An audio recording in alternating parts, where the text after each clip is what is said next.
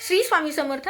मैत्रिणींनो, प्रकट दिन नुकताच साजरा झाला, तर बऱ्याच बंधू भगिनींना वाटत असेल, बऱ्याच जणांनी सेवा केल्यात सुद्धा आणि काही जणांना सेवा जमल्या पण नाहीत, परंतु त्यांना आता असं वाटत असेल की आपण स्वामीचरित्र सारामृताचे पाठ करायला हवेत. तर ते पाठ कुणी करायचे, ते केल्याने काय फायदे आहेत, ते करण्यासाठी काय नियम आहेत, असे असंख्य प्रश्न त्यांच्या मनात असतात. त्यामुळं पाठ करायचंच राहून जातं.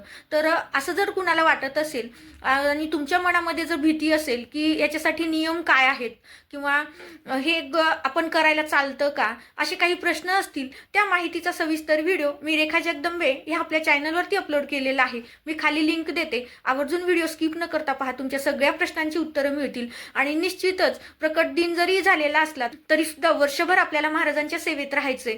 तर निश्चित फुल नाही फुलाची पाकळी म्हणून जरी तुम्ही ही सेवा केली, तुमच्या आयुष्याचं सोनं होईलच. त्यामुळं निश्चित व्हिडिओ स्किप न करता पहा. तुमच्या सगळ्या प्रश्नांची उत्तरं तुम्हाला मिळतील. आणि आपल्या चॅनलवरती जर नवीन असाल तर चॅनलला सबस्क्राईब करायला मात्र विसरू नका.